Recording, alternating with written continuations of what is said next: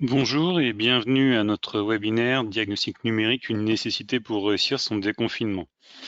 Donc nous allons commencer dans quelques instants, on va attendre encore quelques minutes les dernières personnes qui ne sont pas arrivées. Nous allons aujourd'hui dérouler une offre que nous avons chez Reality qui est le diagnostic numérique et voir en quoi cette offre, qui est déjà un peu ancienne, peut être très utile voire indispensable pour la sortie du confinement que nous subissons tous actuellement. Donc nous allons déjà dans un premier temps commencer par présenter les objectifs du webinaire. On va parler de choses très concrètes aujourd'hui. Si jamais il y a des questions, il ne faut pas hésiter à les poser au fur et à mesure. Il y aura bien évidemment un point à la fin du webinaire pour reprendre les questions qui n'ont pas pu être abordées, mais s'il y a des sujets qui peuvent être vus rapidement au fur et à mesure des diapositives, je me ferai un plaisir en fait d'y répondre. Donc le webinaire aujourd'hui que nous allons suivre, sous quelle forme, sous quel déroulé allons-nous le conduire? Donc on va commencer par une petite phase d'introduction. 8 minutes, c'est ce qui est prévu, mais c'est sûrement, on va sûrement faire un peu plus court. On va commencer par une présentation rapide de Reality. Qui sommes-nous? Reality, on vous propose ce webinaire. On va quand même vous expliquer un petit peu ce que l'on fait. Le contexte du webinaire, pourquoi on parle de diagnostic et de déconfinement. Alors ça va vous paraître très logique au fur et à mesure que l'on va avancer, mais on va vraiment préparer la chose. Ce que l'on va dire et ce que l'on ne dira pas.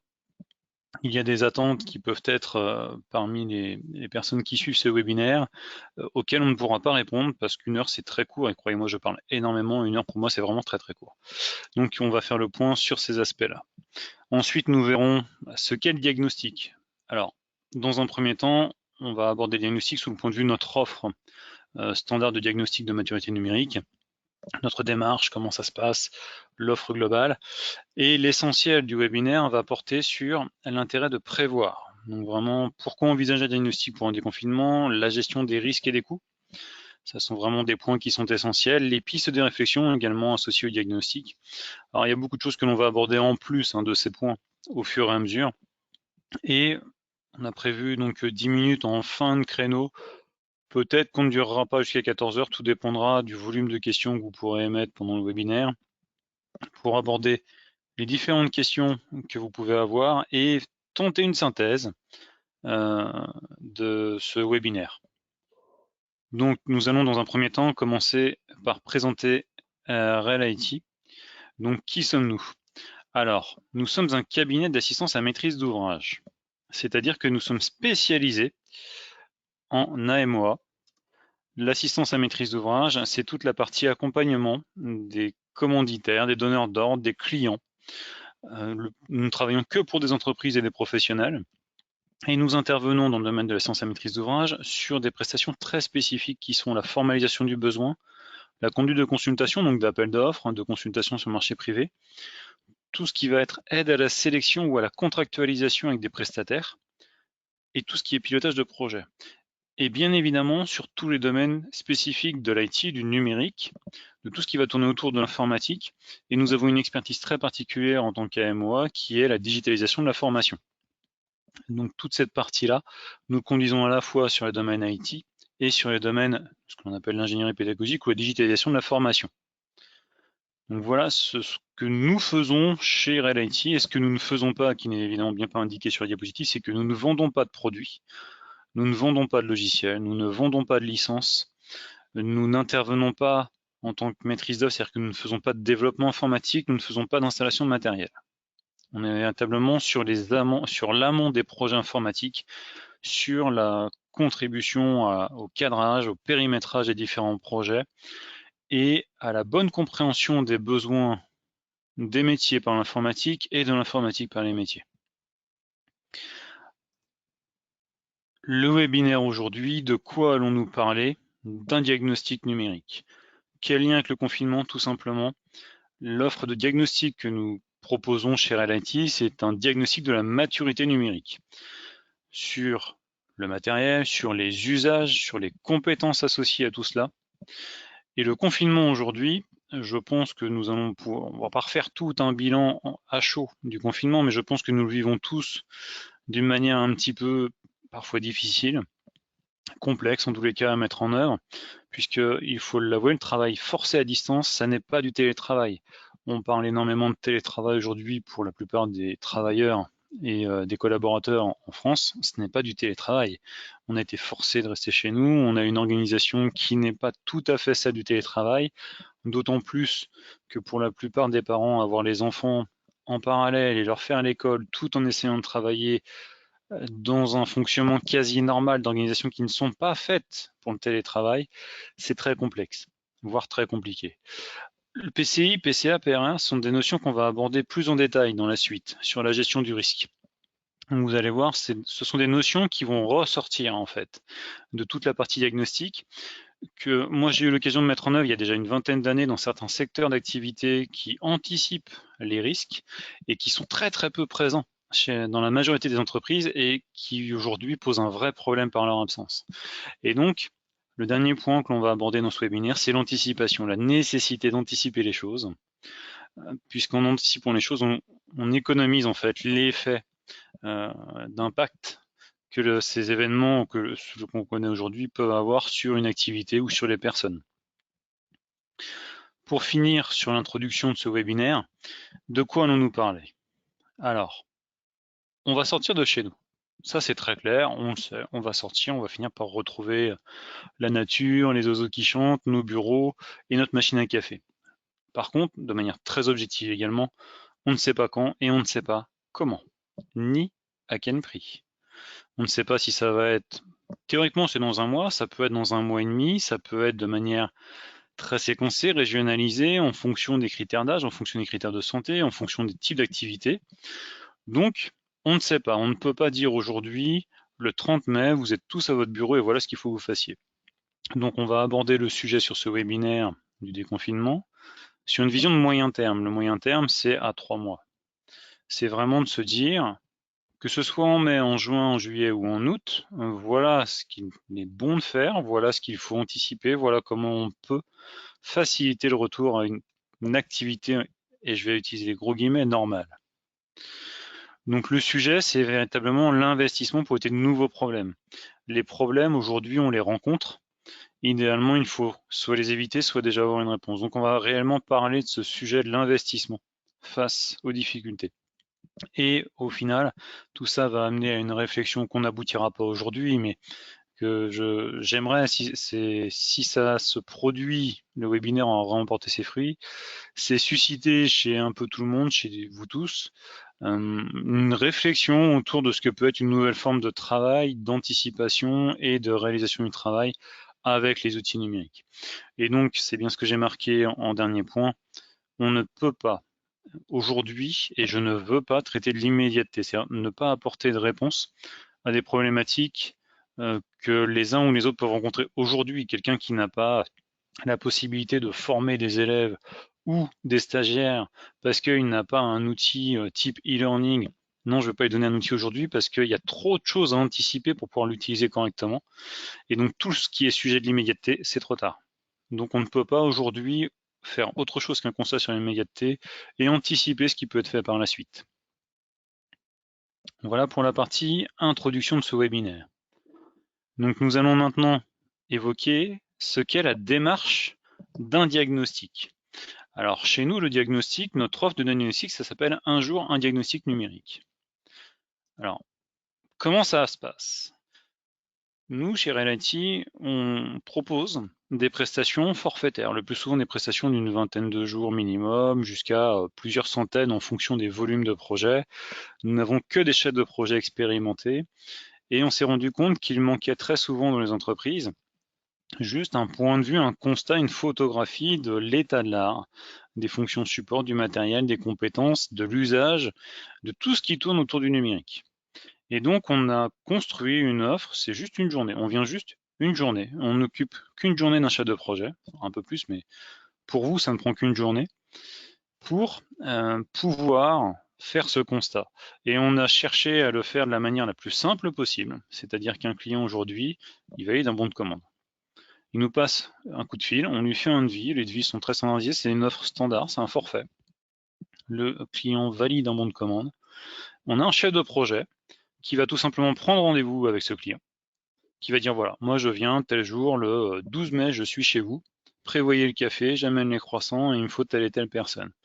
Et il vous envoie une liste de devoirs. c'est tous les prérequis, c'est tout ce qu'on a besoin de savoir quand on va arriver chez vous. Typiquement, dans les prérequis, c'est est-ce qu'il faut des équipements personnels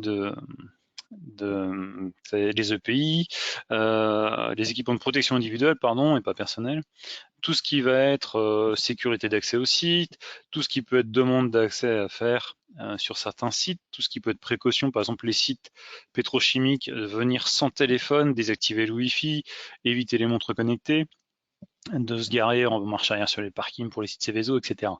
Et de l'autre côté aussi, on va vous demander si vous avez vos factures de téléphone, vos factures internet, les factures de maintenance, vos licences, etc. Et on vient passer une journée chez vous. Alors ça ne veut pas dire qu'en tant que dirigeant, en tant que DSI, en tant que responsable technique ou des services généraux, vous allez passer la journée avec nous enfermés dans un bureau, bien au contraire. On va en fait sur une journée, notre chef de projet va sur une journée rencontrer 2, 3, 4, 5 interlocuteurs en fonction de notre organisation et vous poser énormément de questions. Et alors le petit dessin que j'ai fait à côté, c'est la facilitation que j'ai fait pour mes collègues, pour bien situer les choses. L'idée, c'est vraiment tout autour de la journée qu'on passe chez vous. Et on va visiter vos locaux, on va regarder ce que vous avez comme matériel, on va regarder si tout ce que vous pouvez nous dire, bah, effectivement, on le retrouve dans l'installation, ou s'il y a des choses que vous avez oubliées ou que même vous ne connaissez pas. Et on va essayer d'identifier, grâce à l'œil expert du chef de projet, quand je disais que ce sont des chefs de projet expérimentés, on a entre 15 et 25 ans d'expérience chez nous, chez nos chefs de projet, qui sont tous issus d'un milieu technique. Et on va passer la journée, vous poser énormément de questions, on va collecter énormément d'informations. Et le chef de projet, de retour au bureau, dès le lendemain, va commencer la rédaction d'un rapport. Et ce rapport de diagnostic va faire le point sur un ensemble d'étapes que nous avons listées, que l'on a préparées, que l'on a testées déjà, et que l'on a l'habitude de faire, et qui vont permettre, sur chacune de ces étapes, de faire ressortir des plans d'action. Et ça, c'est vraiment l'idée, c'est sur le déroulé d'un diagnostic, on va tout simplement sur une journée collecter suffisamment d'informations, les traiter de notre expérience, de notre recul, de notre vision à la fois technique et métier, pour vous fournir un plan d'action personnalisé, où on va vous proposer des pistes d'amélioration, de sécurisation de votre environnement numérique. Et je parle bien de l'environnement numérique et pas seulement informatique. Puisqu'au niveau de notre offre, comment ça se passe? Alors vous voyez, je vous ai mis une petite capture de quelques-unes des diapositives que l'on fait passer, que l'on déroule en fait pendant le diagnostic sur la journée. On a à peu près 80 diapos avec une dizaine de questions par diapo. C'est très très dense, tout ne s'applique pas à toutes les entreprises, mais ça permet d'avoir un regard exhaustif sur tous les aspects du numérique. Et comme je disais, on fait du numérique, pas l'informatique, c'est-à-dire qu'on va parler de votre métier. Une fonderie, son métier, c'est pas l'informatique. Par contre, ils ont besoin d'informatique pour gérer l'allumage des fours, la consommation électrique et de programmer toute la chaîne logistique d'approvisionnement. L'organisation. Il n'y a pas deux entreprises, deux collectivités, deux associations qui fonctionnent de la même manière en interne. Donc on va vraiment parler de l'organisation parce que cette organisation-là, nous, de notre point de vue externe, on va identifier beaucoup plus facilement que vous les flux, les échanges de données qui sont nécessaires à mettre en place, les besoins de communication, éventuellement les outils collaboratifs que l'on a déjà vus ou que l'on a déjà aidé à mettre en place ailleurs et qui pourraient faciliter votre organisation. La partie informatique, donc tout ce qui est IT, Information Technology. Donc toute cette partie-là, elle est centrale effectivement sur le diagnostic, mais vous voyez, elle est au centre.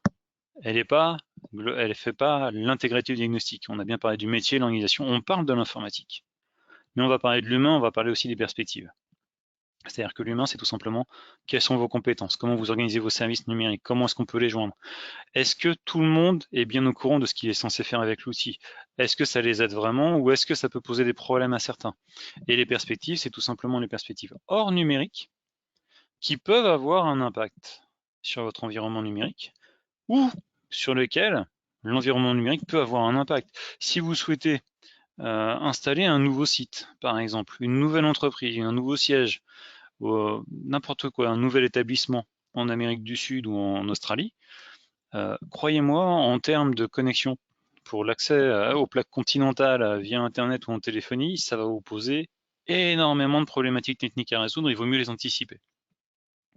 Donc voilà, l'offre que nous avons, on la segmente, on approche vraiment sur 5 axes principaux.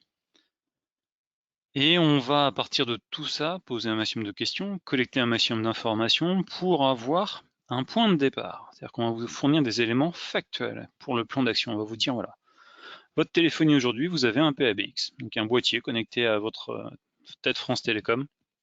Vous avez 5 sorties dessus, et ça vous coûte 250 € par mois. Très bien. Vous prenez un PABX Web, ça vous coûte 90 € par mois, vous pouvez avoir 8 téléphones connectés en direct dessus. Et vous n'avez plus le boîtier tout moche qui se trouve derrière le bureau de la secrétaire d'accueil. Ça, c'est des choses que l'on a fait très régulièrement dans les collèges, dans les lycées, où en fait on a revu toute la partie ne serait-ce qu'aménagement téléphonie. Alors, pour ceux qui savent ce qu'est la téléphonie IP, qui permet en fait de basculer sur une très grande facilité d'aménagement, de ne plus avoir une prise dédiée au téléphone, une prise dédiée au PC, mais de pouvoir utiliser n'importe quelle prise de manière très simple, de pouvoir déplacer les bureaux, de pouvoir faire vraiment de l'aménagement d'espace de travail uniquement sur l'aspect téléphonie. Il y a énormément de choses qui sont facilitantes et qui peuvent être en plus des sources d'économie. Donc ça, c'est vraiment toute une partie du plan d'action que l'on peut proposer. C'est de remettre en cause certains choix techniques, certains choix d'usage. Alors on va parler aussi de tout ce qui est matériel, achat, location, type d'ordinateur, type de tablette, type de smartphone, etc. Cette offre-là, elle est vraiment dédiée à fournir ce plan d'action avec toutes les pistes, sachant que nous, de toute façon, les pistes qu'on vous propose ne sont pas celles que nous on vend, puisque nous, on n'en vend aucune. On est vraiment là pour vous donner la possibilité de faire en sorte que le numérique dans votre organisation ne soit plus un blocage ou un frein, mais vraiment une fonction support que vous maîtrisiez. Et donc cette prestation que l'on propose, cette offre, elle est forfaitée. On fait un forfait à 825 € pour l'ensemble du diagnostic. C'est 825 € du début à la fin, il n'y a pas un centime qui est rajouté derrière, on ne rajoute pas des devis à la suite, on fait le devis, on fait une journée après, tout vous appartient, le plan d'action est à vous, et vous en faites ce que vous voulez, ce que vous pouvez ou ce que vous souhaitez. Et l'objectif, parfois, on nous demande de faire des diagnostics qui correspondent à un besoin initial. Par exemple, on a eu le cas il y a quelques mois, une entreprise qui nous disait, voilà, j'aimerais bien que mes collaborateurs passent au télétravail, où est-ce que j'en suis, qu'est-ce que je peux faire et qu'est-ce que je devrais faire. Alors croyez-moi, il y en a certains qui regrettent de ne pas l'avoir fait avant ça. Et typiquement, ce type de besoin qui est exprimé à l'avance, on va l'intégrer dans notre approche. De toute façon, notre approche, elle est suffisamment exhaustive, le périmètre est suffisamment large pour que ça rentre dedans. Mais on va se concentrer quand même plus sur ces aspects-là en fonction de la demande très spécifique du client. Donc voilà un petit peu ce qu'est notre offre de base de diagnostic numérique que l'on propose depuis le mois de décembre. Et aujourd'hui, on va aborder la vision de ce diagnostic dans un objectif de prévision de sortie du confinement, de sortie de la situation actuelle, qui est une situation en mode dégradé pour la plupart des gens qui travaillent. Et donc on va parler de l'intérêt de prévoir. Alors oui, j'ai mis une petite citation que mes collaborateurs connaissent parce que j'arrête pas de la répéter, c'est qu'il y a 2 bons moments pour planter un arbre dans une vie. Il y a 20 ans et il y a aujourd'hui. Tout ce qui n'a pas été fait avant, si on le fait aujourd'hui, c'est encore le bon moment.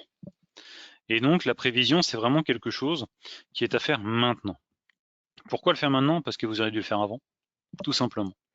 Aujourd'hui, la très grande majorité des entreprises, et moi je suis gérant de la société, je le sais aussi moi-même, je le vis aussi un petit peu comme ça, même si je suis un peu plus serein que d'autres, on se pose tous la question, comment allons-nous faire quand on va revenir au bureau?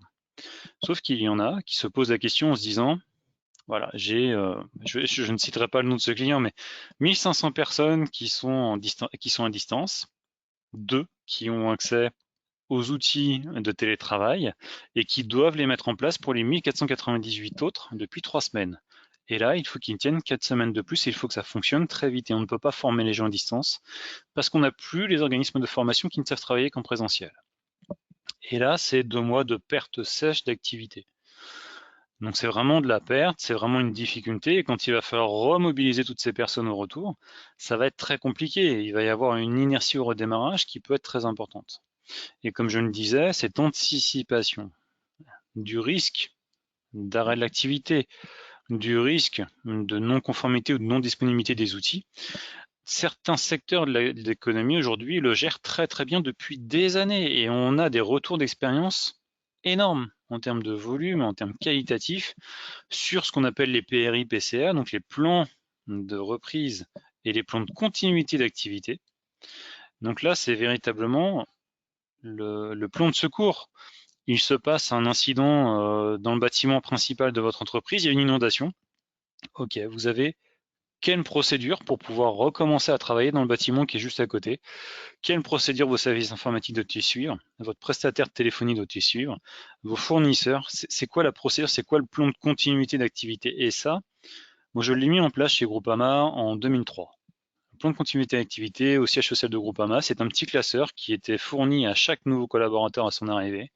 Une dizaine de pages, c'était voilà, s'il se passe ça, vous, telle catégorie de collaborateurs, vous lisez telle et telle page du classeur et tout est indiqué dedans. Et alors c'était un coût, quand ça a été annoncé en termes de budget, voilà, pour tout Groupama France, c'était 6 millions. 6 millions de francs à l'époque. Donc un peu plus d'1 million d'euros. Et ça a permis de sauver 3 fois la continuité d'activité. Donc ce sont des choses qui se mettent en place et qui sont, dès que ça sert, totalement rentabilisées. Mais ça s'anticipe, c'est de la gestion de risque. Et donc ça permet de gagner du temps et de la flexibilité. Redémarrer sans temps mort, quand on va revenir au lendemain du confinement, on va avoir tous une latence. On va tous avoir un temps de retour à l'activité. On va tous avoir un temps sur lequel on ne saura pas, voilà, mes clients sont où, mes fournisseurs sont où, qu'est-ce que j'ai en cours, qu'est-ce que je dois finir, qu'est-ce que je dois commencer. Donc ce temps-là, en fait, si on l'anticipe aujourd'hui, plus on va l'anticiper, plus on va le réduire. On ne peut pas le faire disparaître, mais on va le réduire au maximum pour revenir à l'activité.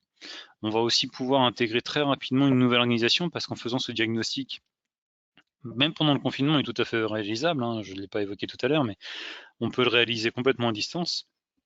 Ce diagnostic va permettre d'anticiper la nouvelle organisation du travail, de la gestion des collaborateurs, de la gestion de la communication en interne ou avec l'externe. Et on va surtout pouvoir trouver les prestataires. Parce que si vous avez besoin de remettre en place une infrastructure avec des machines virtuelles Windows ou des VM Azure, comme on dit, le 11 mai, je vous souhaite bon courage parce qu'ils sont tous actuellement réquisitionnés, ceux qui savent le faire. Donc si vous n'anticipez pas leur disponibilité, vous ne les aurez pas, et si vous ne les avez pas, avec l'été qui arrive derrière, ça peut être très très long.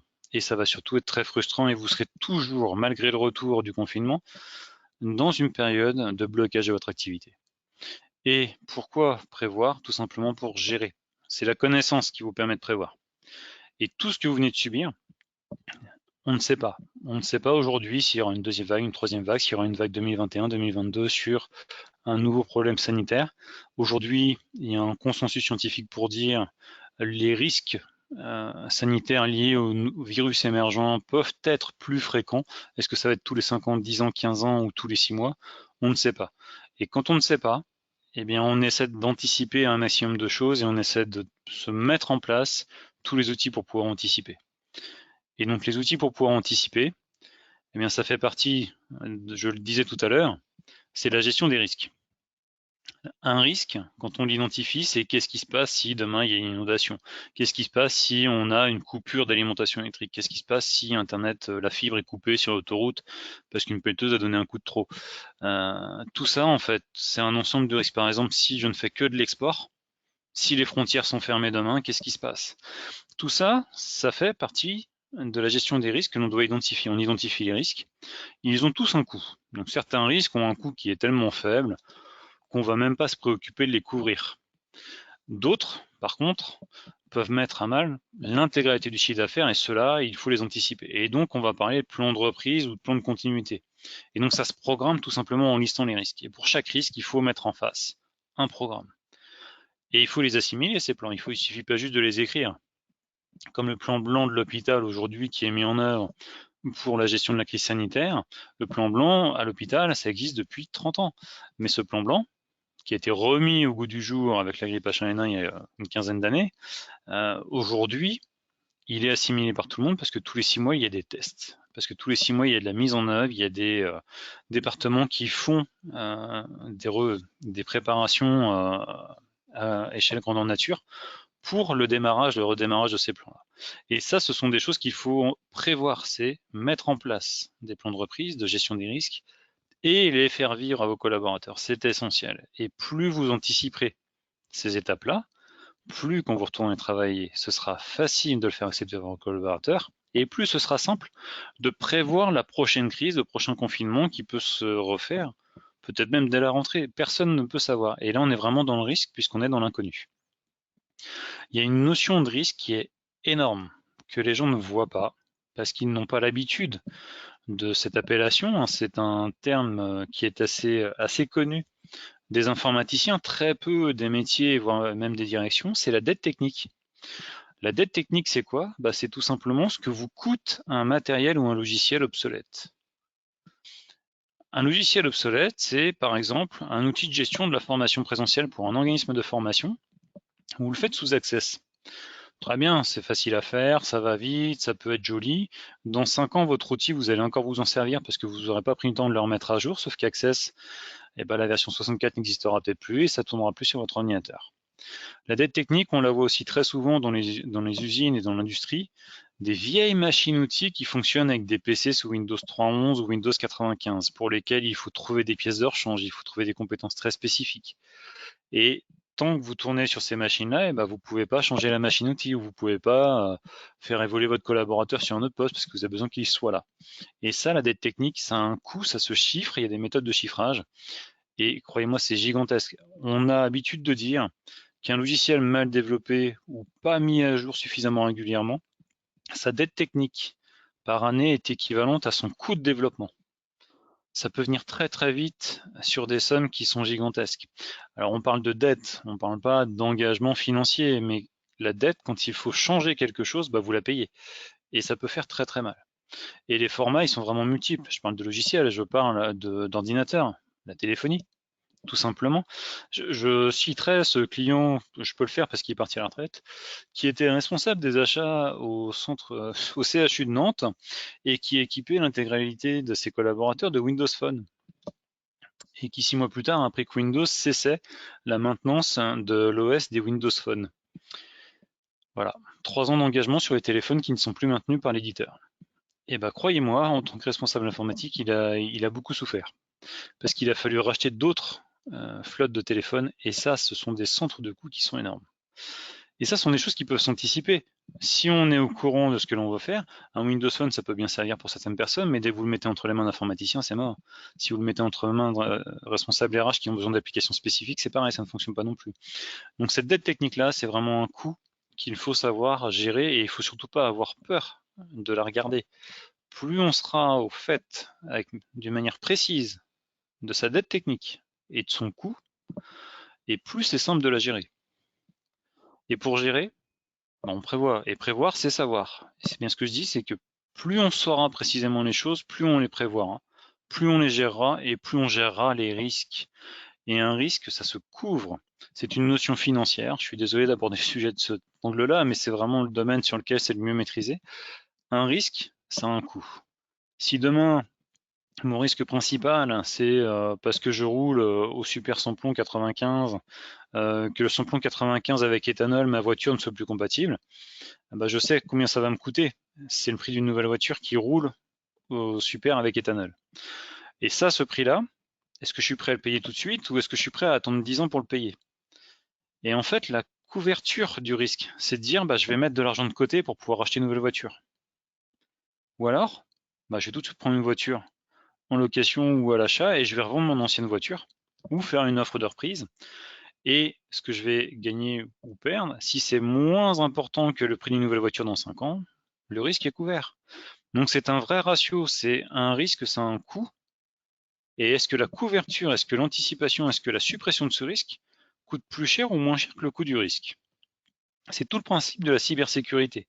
La cybersécurité, ce n'est pas se dire j'investis pour empêcher les gens de rentrer dans mon périmètre informatique, c'est j'investis pour que les gens qui vont rentrer dans mon périmètre de sécurité dépensent plus qu'ils n'ont d'intérêt à gagner avec ce qu'ils vont récupérer. Et ça, ce sont des éléments que l'on identifie durant un diagnostic, que l'on va évoquer dans un plan d'action. Et donc, j'ai évoqué déjà les pistes de réflexion par rapport à la prévision à la fois des risques qui peuvent sortir d'un diagnostic, mais là, je les ai mises de manière plus posée, plus matérielle. La téléphonie. La première question, c'est de dématérialiser sa téléphonie.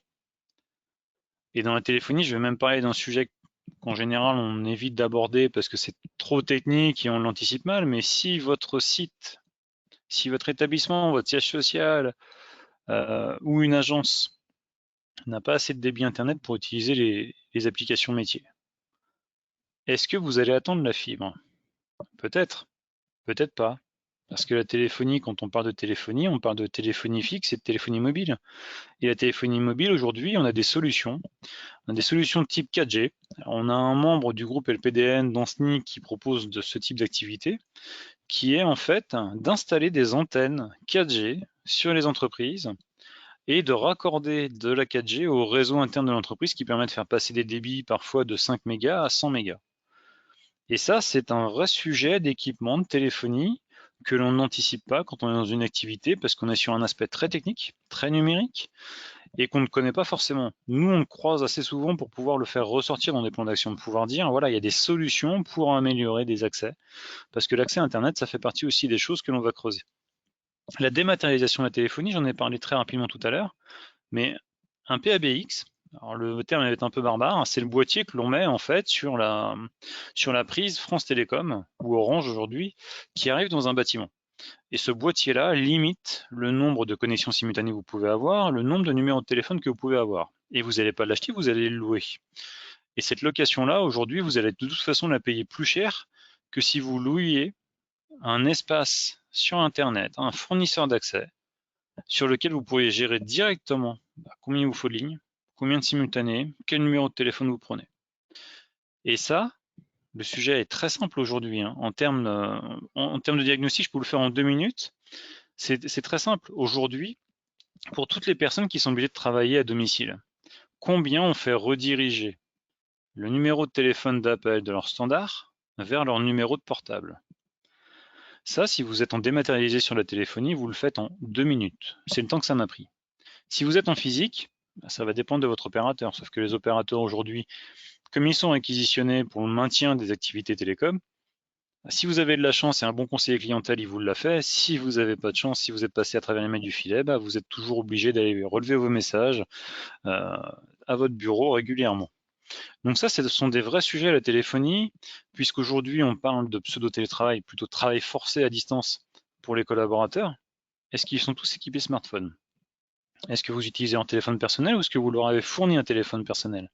Est-ce qu'ils ont un numéro de téléphone professionnel? Est-ce qu'ils ont un accès professionnel sur un réseau de qualité par rapport à leur situation géographique?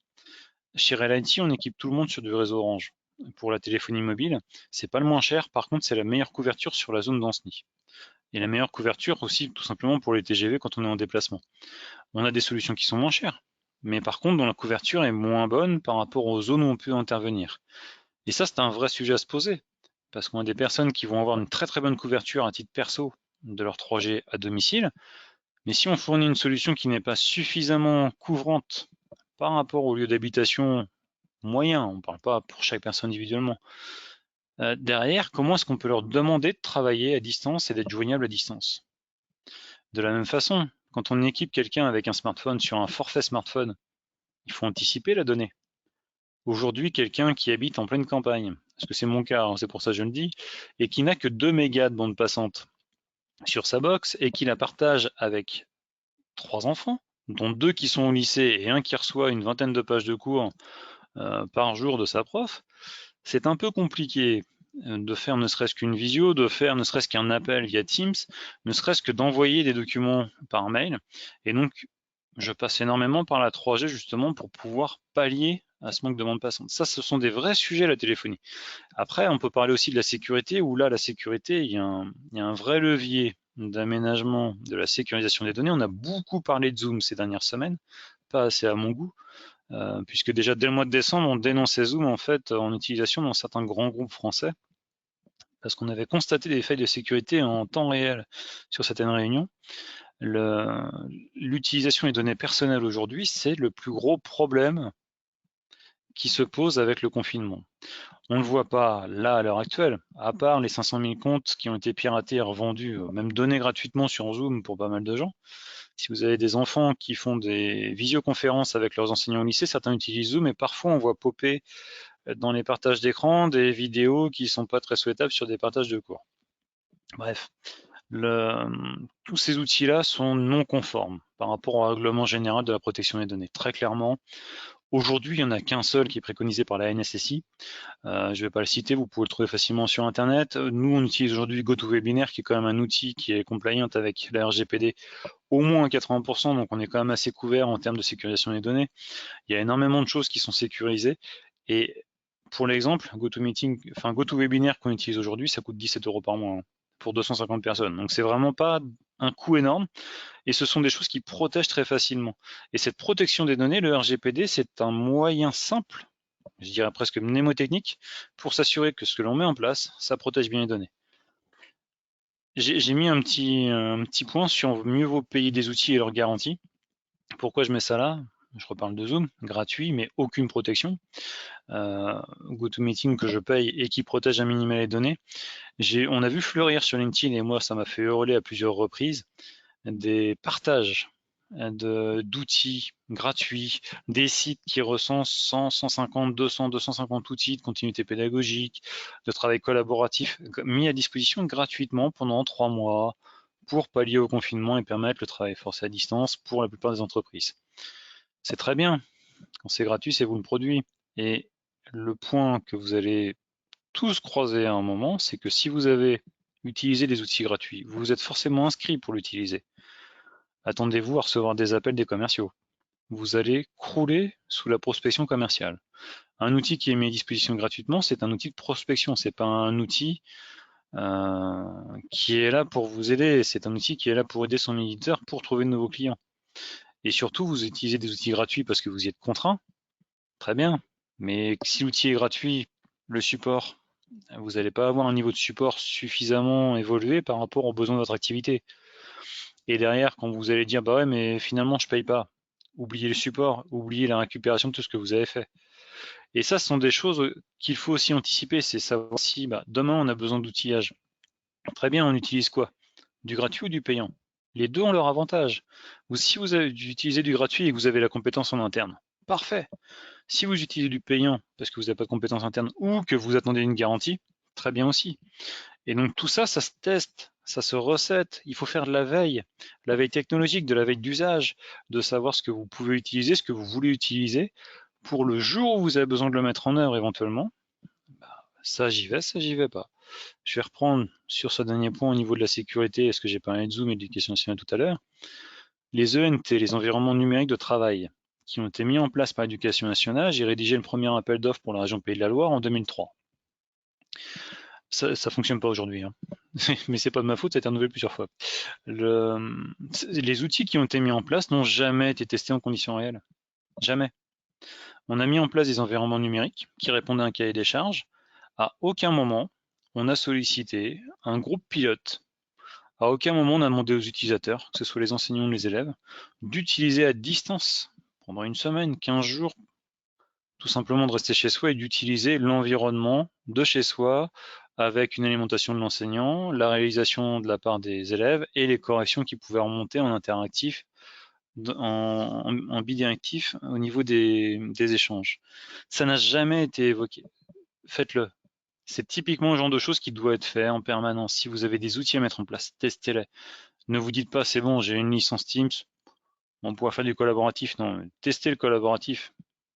Testez-le déjà pour voir si techniquement ça marche et si au niveau de l'usage et des humains, ça fonctionne. Parce que c'est pas parce que vous avez l'outil super génial, qui est super innovant, que tout le monde va l'adapter. Tout le monde va s'en servir à sa façon, voire ils vont pas du tout s'en servir.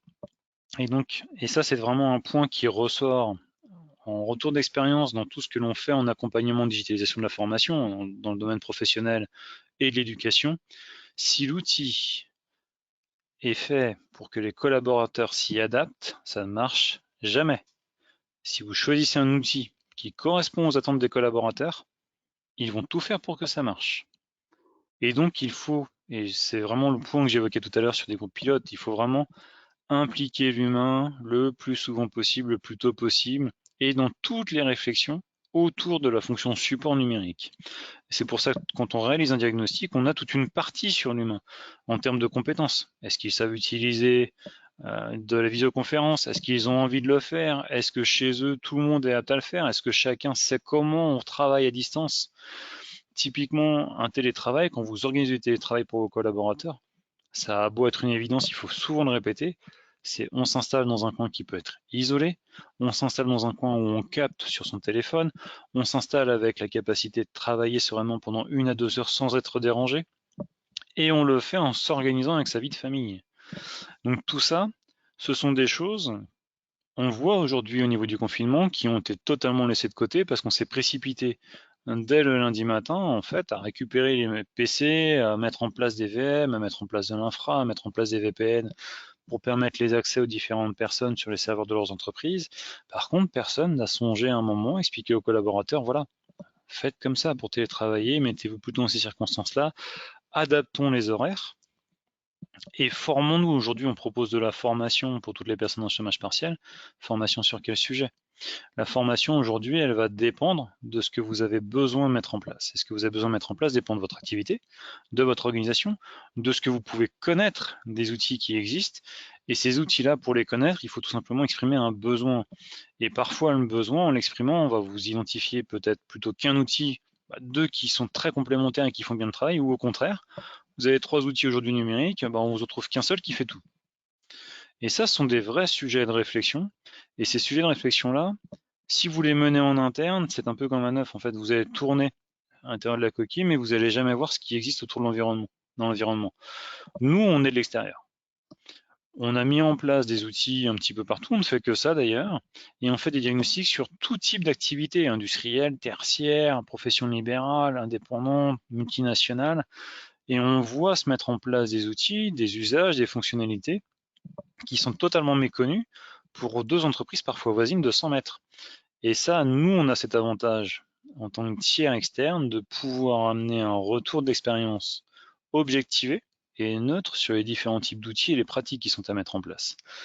Donc ça, c'est vraiment un sujet qui, en plus, se centre autour de l'humain. On n'est pas autour de l'informatique, on est dans le numérique, donc on parle énormément des usages. Et donc, sur ces aspects-là, piste de réflexion, c'est vraiment ce qui sort, nous, dans nos diagnostics, en termes de plan d'action. Je vous ai cité 3 points, la téléphonie et la sécurité de l'humain. On a les équipements, on a la prestation de service, on a l'accompagnement, la formation qui est citée là. On va avoir tout ce qui est logistique, tout ce qui est accessibilité, tout ce qui est accès à Internet. On a énormément de choses qui peuvent se croiser. Et on parle beaucoup de pratiques.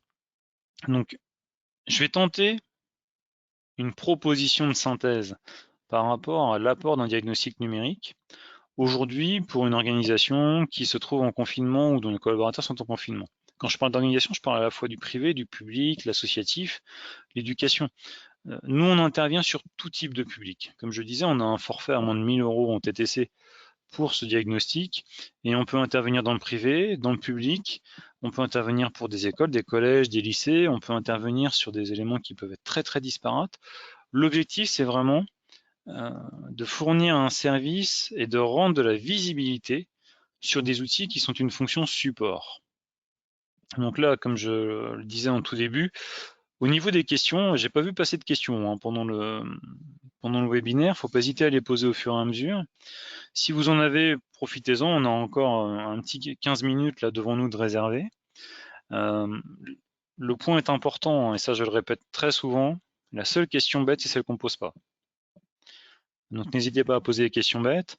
Donc en attendant que vous puissiez poser quelques questions, je vais aborder le sujet d'une synthèse. Aujourd'hui, en synthèse, l'intérêt d'un diagnostic, c'est quoi? C'est faire un bilan. C'est faire un bilan des atouts et des désavantages d'une organisation. C'est quoi les atouts que vous ne connaissez pas, ou que vous connaissez peut-être, au niveau numérique de votre organisation? Est-ce que vous êtes hyper flexible en termes d'installation de poste de travail? Est-ce que tout le monde maîtrise parfaitement tous les outils informatiques? Est-ce que vous êtes à la pointe de l'innovation? Est-ce que vous n'avez que des geeks chez vous? Ou au contraire, est-ce que vous avez une population plutôt électronique qui ne sait pas utiliser les nouvelles technologies, qui ne veut pas les utiliser, qui est plutôt réfractaire au changement sur les outils, qui a ses bons vieux repères avec les souris à billes parce qu'ils aiment bien nettoyer les billes, mais il faut surtout pas avoir de souris sans fil. Enfin, ça peut vraiment être énormément d'aspects que l'on va couvrir dans un diagnostic. On a, je crois que c'est plus de 600 questions en fait dans le diagnostic. On n'aborde pas tout, mais on aborde celles qui sont consacrées vraiment à une organisation. Et c'est vraiment faire ce point-là. C'est qu'est-ce qui fonctionne, qu'est-ce qui ne fonctionne pas. Et aujourd'hui, par rapport au confinement, c'est le point à chaud aujourd'hui, c'est tout ce qui a raté. À chaud. On ne va pas attendre dans 3 mois parce que dans 3 mois, de toute façon, vous aurez eu suffisamment de retours d'activité à mettre en place pour ne pas avoir le temps de vous y consacrer. C'est vraiment le point qu'on a abordé au tout début, c'est aujourd'hui, c'est maintenant qu'il faut le prévoir parce que plus tard, de toute façon, vous ne le ferez pas. Et donc faire ce point à chaud, ça permet d'identifier tout ce qui ne fonctionne pas, tout ce qui n'a pas fonctionné, tout ce qui aurait pu être catastrophique. Et je reviens sur l'aspect très humain de la chose, c'est mettre en valeur les retours de vos collaborateurs. Si vos collaborateurs vous disent « Ah ouais, mais alors le télétravail, j'adore, travailler de chez moi, c'est génial, je peux voir mes enfants, je peux voir ma famille, j'ai plus à faire les déplacements. Par contre, les visioconférences à 23h le soir, c'est pas parce qu'on est chez soi qu'il faut se permettre d'avoir des horaires aussi décalés. » Et ça, c'est un vrai sujet, hein. Le droit à la déconnexion ne doit pas disparaître sous le prétexte du travail à distance ou du télétravail. Ce sont des vrais éléments de retour qui peuvent être explicites ou implicites au niveau de vos collaborateurs. Et il faut vraiment faire ce bilan-là. C'est vraiment indispensable parce que ça permettra d'anticiper la nouvelle organisation que vous allez mettre en place au retour du confinement. Et quand on parle de préparer le retour, justement, il y a l'organisation et il y a le plan d'investissement. C'est-à-dire que nous, on va proposer dans un diagnostic un plan d'action. Un plan d'action, c'est de l'achat de matériel, du recours à de la prestation, une nouvelle licence, une nouvelle organisation, une conduite de changement, éventuellement de nouveaux projets à lancer. Tout ça, ça rentre dans un plan d'investissement. Vous avez des investissements qui étaient prévus au mois de janvier, comme moi, hein. Vous avez fait une grosse croix dessus, fin de premier trimestre, et là aujourd'hui, il va falloir refaire un nouveau plan d'investissement pour la fin d'année. Ok, qu'est-ce qu'on met dedans? Et bien sur la partie numérique, je peux vous garantir que là, la plupart des DSI des grands groupes français, ils ont fait une croix énorme au crayon rouge, marqueur, blanco, etc. sur tout ce qu'ils ont prévu sur 2020 parce qu'il va falloir tout remettre en place. Il va falloir refaire toute l'infra, il va falloir remettre en place tous les VPN, il va falloir mettre en place des clés de sécurité, des accès à distance. Et ça, c'était pas du tout prévu. Sauf que, ne prévoyant pas ça, ils n'ont pas les compétences. Les compétences, il va falloir les trouver chez les sous-traitants. Sous-traitants qui n'ont pas suffisamment de poules de compétences pour finir tout le monde. Et donc, plus tôt ce sera anticipé, plus tôt ce sera budgété, plus tôt vous passerez éventuellement vos commandes, ou vous engagerez les compétences ou les recrutements sur ces aspects-là, et plus vous serez sûr que ça fonctionnera rapidement et que ça fonctionnera bien. Et donc ça permet de gérer le planning d'anticipation des risques. Parce que les risques aujourd'hui, les seuls domaines qui se sont préoccupés de planifier, d'anticiper leurs risques, il n'y en a que 2 en France, globalement en Europe, voire même dans le monde, c'est la finance et la santé. La finance parce que les différents cracks boursiers qui sont connus depuis la guerre, avec toutes les interactions numériques qui existent, d'autant plus depuis 2008, ont fait que toutes les banques et organismes financiers doivent se prémunir des risques. Et la santé, dans la limite des budgets qui leur sont alloués, eh bien, ils ont anticipé, ils ont des plans sanitaires, ils ont des plans de gestion sanitaire, de crise sanitaire qui fonctionnent très très bien, puisqu'on a réussi en France à gérer une crise sanitaire avec une incapacité à réceptionner en réanimation les personnes. Donc on a quand même ces 2 milieux-là, la santé et la finance, sont les milieux qui sont, alors je vais peut-être dire un gros mot, mais à prendre en exemple en termes de planification de la gestion des risques. Et ça se fait à tout niveau. Alors pour un restaurateur, par exemple, dans son restaurant, on peut considérer que c'est compliqué de prévoir qu'il aura 30 personnes de moins pendant 15 jours à la reprise du confinement. Oui, il aura 30 personnes de moins, mais peut-être que s'il avait un site internet avec une page de réservation en ligne plutôt qu'un numéro de téléphone qu'il faut chercher sur un site qu'on ne connaît pas, eh ben, il gérerait plus facilement ses réservations et peut-être qu'il aurait un peu plus de monde que son concurrent d'en face qui, lui, l'a prévu. Et ça fait partie, en fait, de ces risques-là, de l'absence de visibilité ou du manque d'accessibilité, en fait, à l'information. Et en termes d'activité propre de l'organisation, c'est également un vrai sujet d'anticipation, c'est que la fonction support est toujours limitative. Alors, j'ai vu passer quelques questions. Je vais essayer d'y répondre rapidement. Alors, excusez-moi, j'ai juste un petit souci d'écran. Hop là. Donc, au niveau après le diagnostic, qu'est-ce qu'on propose après le diagnostic? Alors, après le diagnostic, on peut proposer un accompagnement, mais ça, le client est totalement libre en fait de son choix. Dans un diagnostic, si on propose un plan d'action, par exemple, je vais dire de renouvellement d'une infrastructure informatique parce que l'infra elle a 15 ans et qu'elle ne permet pas la mise en place par exemple d'un VPN, donc d'un tunnel sécurisé pour l'accès à distance, Nous, on peut accompagner le client sur la rédaction d'un cahier des charges, sur la consultation ou la présélection de prestataires. Mais c'est tout ce que l'on fera. En fait, nous, on restera toujours dans notre secteur qui est la gestion du projet en amont, voire dans le cas d'entreprises qui n'ont pas de DSI, de gérer le pilotage en tant que DSI partagé. Donc on peut intervenir. C'est pas l'objectif, mais on peut effectivement le faire. Donc voilà, c'est le si oui comment. Tout simplement en fonction de nous, de nos compétences dans le domaine, c'est de pouvoir cadrer, formaliser le besoin, d'identifier qui peut y répondre et de gérer que la réponse est bien adaptée à sa mise en œuvre attendue par le client. Et donc, j'espère que j'ai répondu à la question. Et donc, quand on a fourni ce plan d'action, l'idée aussi, c'est de mettre en avant le fait que la fonction support, elle ne doit pas être limitative. Trop souvent, on parle du numérique sur la partie diagnostic, mais il n'y a pas que ça, il y a aussi toute l'organisation humaine autour. La limitation d'une fonction support, c'est souvent un des aspects cachés de l'incapacité à développer une activité autre. L'activité propre d'une entreprise, on a notre voisin en face de chez RLIT, ils font de l'export de produits à base de viande de canard. Et ben, si l'informatique est limitative chez eux, c'est tout simplement parce que le CRM ne fonctionne pas en chinois et qu'ils ne peuvent pas travailler avec des clients qui se trouvent en Chine et qui sont obligés d'avoir un outil supplémentaire et des personnes en plus uniquement pour gérer ça. Alors que ces personnes pourraient très bien travailler à d'autres activités en interne chez eux. Et le CRM, il suffit qu'ils changent de CRM pour avoir la capacité d'utiliser aussi tout ce qui est chinois, tout ce qui est mandarin, langue asiatique, et ce serait beaucoup plus simple pour eux en fait de se développer et ils n'auraient plus cette limitation de l'outil. Ça, c'est un cas typique. Je parlais tout à l'heure de la téléphonie, la possibilité de déporter les appels téléphoniques, les messages téléphoniques, ce sont des vrais sujets de limitation.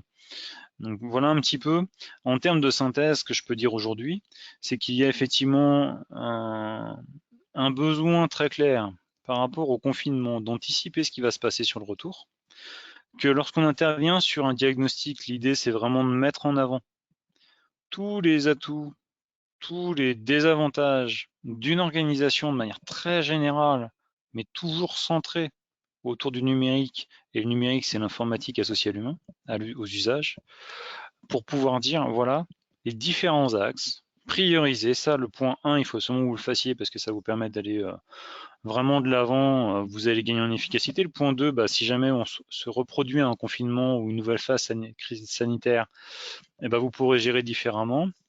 Et puis ce point-ci qui est pas si important mais qui serait quand même utile, qui est plutôt plaisant. Donc tout ça, c'est vraiment ce qui sort au niveau du diagnostic. Alors, les grands groupes. Les grands groupes, contrairement à ce que l'on peut penser, la question, je vais vous la donner, c'est accompagnez-vous des grands groupes? Si oui, qu'est-ce qu'ils demandent? N'ont-ils pas des compétences en interne? Alors, les grands groupes sont les plus démunis. On travaille très majoritairement avec des multinationales. Il faut savoir que notre plus gros client de l'année passée, c'est le groupe Vinci. Je ne parle pas d'une filiale, je parle du groupe Vinci, 300 000 collaborateurs, où on est intervenu à 2 personnes pour reprendre en main un projet qui se cassait la figure depuis 2 ans. Et on a fait une journée de diagnostic qui a permis de relancer le projet et qui l'a tellement bien lancé qu'on a réussi sur 18 mois à prévoir une date d'atterrissage qui a été tenue à l'heure près. Et aujourd'hui, le projet est un succès, ça fonctionne très très bien. Et en fait, les grands groupes ont souvent l'inconvénient de l'inertie. C'est-à-dire que les groupes sont tellement vastes, il y a tellement de services. Par exemple, chez Vinci, je ne vais pas vous révéler de choses confidentielles, mais vous avez une DSI holding pour le groupe, pour l'ensemble du groupe, et toutes les filiales sont des entreprises rattachées à la holding. C'est pas une hiérarchie descendante. Chaque filiale a sa DSI et au sein de chaque filiale, il y a des sociétés qui ont leur propre DSI. Eh bien, le service DSI de la holding ne sait pas ce qui se passe dans les autres, et de réciproquement. Et à un moment, il a fallu mettre en place une communication entre 2 outils informatiques au sein du groupe sur des outils groupes qui étaient vraiment politiquement imposés à l'ensemble des filiales du groupe. Et les compétences, ils les avaient toutes en interne. Sauf qu'ils ne le savaient pas eux-mêmes. Ils ne savaient pas en fait comment l'outil pouvait communiquer avec le leur, ils ne savaient pas sur quelle modalité, sur quelle technologie le faire. Et en fait, on est intervenu pour aller voir les DSI, les DRH, les responsables fonctionnels. Et à la fin de la journée, on leur dit, mais voilà, vous avez quoi? Vous avez du SharePoint? Vous avez du Talend? Oui, parfait. Et ça a pris une semaine et tout fonctionne. Et on intervient vraiment sur cet aspect de facilitation. On vient un peu je vais dire de manière un peu familière, mais nous, on est les noobs. Nous, on ne connaît pas les problématiques politiques, budgétaires des grosses sociétés. De même qu'on ne connaît pas la problématique immédiate des petites structures. On arrive vraiment, on ne connaît rien. On ne sait pas ce qu'ils veulent, on ne sait pas ce qu'ils veulent faire. Et on va partir des évidences. Et moi, un DSI d'une boîte, d'un groupe comme Vinci, qui me dit voilà, on a un prestataire, ça fait 2 ans qu'on travaille avec lui, ça marche toujours pas, qu'est-ce qui se passe? Ah, mais c'est simple, je vais aller passer la journée chez lui et puis je vais vous dire demain ce qui fonctionne, ce qui fonctionne pas. J'ai passé 2 heures chez le prestataire, on a tout de suite identifié ce qui marchait pas et on a formé les équipes pour que ça se remette à fonctionner. Et ça paraissait tellement évident. Moi, ça me paraissait évident. Ça paraissait évident. Toute l'équipe chez Reality d'ailleurs. Mais chez Vinci, à aucun moment ils se sont dit, mais c'est pas normal qu'ils ne sachent pas faire ça. Bah oui, mais tellement l'habitude de travailler entre grandes sociétés, entre grandes garanties, les gens ne savent plus faire. Et donc nous, en tant qu'intervenants en maîtrise d'ouvrage au niveau des grands groupes, je vous ai cité Vinci, on est référencé au groupe La Poste aussi, on fait la même chose. On intervient régulièrement pour des audits sur l'ensemble de l'activité du groupe La Poste, sur des audits très très spécifiques, sur des besoins par exemple sur la nomenclature Geodata qui est tout simplement l'échange de données pour le suivi des colis en Europe. Je ne vais pas rentrer trop dans le détail parce qu'il y a des choses un peu confidentielles. Actuellement, on est en train de réaliser aussi un audit sur une cartographie des flux pour une très grosse société financière que je ne citerai pas. Et nous avons une grosse société, un des plus grands groupes en fait d'intérim français, là, qui nous a sollicité également pour une partie audit. Donc on intervient vraiment sur ces parties-là, sur les grandes sociétés en termes d'audit, on intervient plus sur des concepts d'organisation et d'outillage numérique que vraiment sur où sont branchées vos prises et est-ce que vous avez câblé tous vos espaces. Là, on est sur de la TPE, on va vraiment faire une visite d'entreprise pour aller voir est-ce que les bureaux sont bien câblés, est-ce que vous avez bien installé vos bornes Wi-Fi, est-ce que c'est de la borne Wi-Fi qui permet suffisamment d'accès ou est-ce que vous n'avez pas assez de... Est-ce qu'il n'y a pas, il manque pas des baux, enfin dans le sens bail, Wi-Fi sur vos bornes. Voilà. Ça, on va le faire sur les TPE PME. Sur des grandes sociétés, on va être plus sur une approche concept, organisation et gestion des flux. Mais on le fait aussi effectivement. Et les compétences en interne, ah non, c'est malheureusement, plus la société est grosse, plus les compétences en fait sont, pour le dire avec un anglicisme plutôt correct, on va dire high level, c'est-à-dire que ce sont des gens qui regardent de très haut leurs problématiques et qui ont du mal à mettre les mains dans le cambouis et qu'il manque un étage en fait entre la compétence conceptuelle et la compétence opérationnelle. Et nous, on fait cet étage-là, on intervient à ce niveau-là pour faire le lien entre les deux. Voilà, mais je vous en prie, les réponses, voilà, c'est notre quotidien, on fonctionne comme ça, et les commentaires, si j'ai pu amener quelque chose, ma journée est gagnée. Donc voilà, donc on en arrive aujourd'hui et à cet instant à la fin de notre webinaire. Donc le petit mot de la fin, c'est bientôt de retour. La plupart de mes collaborateurs sont en train de déprimer chez eux, je pense que c'est un problème de machine à café. Si vous souhaitez nous contacter, que ce soit pour un diagnostic, que ce soit pour avoir plus d'informations sur ce webinaire ou pour toute autre question, alors n'hésitez pas. Alors vous avez ma photo qui est à gauche. À droite, c'est Julie, notre chargée d'affaires, très souriante, avec nos téléphones, nos mails respectifs. Vous avez les informations de toute façon sur le site web RELANSI, sur LinkedIn, sur Facebook pour pouvoir nous joindre. Et normalement, vous avez à la fin de ce webinaire un petit mail avec la plaquette de présentation de notre offre de diagnostic qui, je le rappelle, est vraiment à destination des entreprises, des organisations, collectivités, associations qui souhaitent faire un point aujourd'hui pour anticiper ce qui va leur arriver à partir de fin mai et essayer de le faire de la manière la plus sereine possible. Et on travaille uniquement sur base de forfait pour ce type d'offre. Voilà, je vous remercie pour votre écoute, pour votre temps et je vous souhaite une très bonne fin de journée.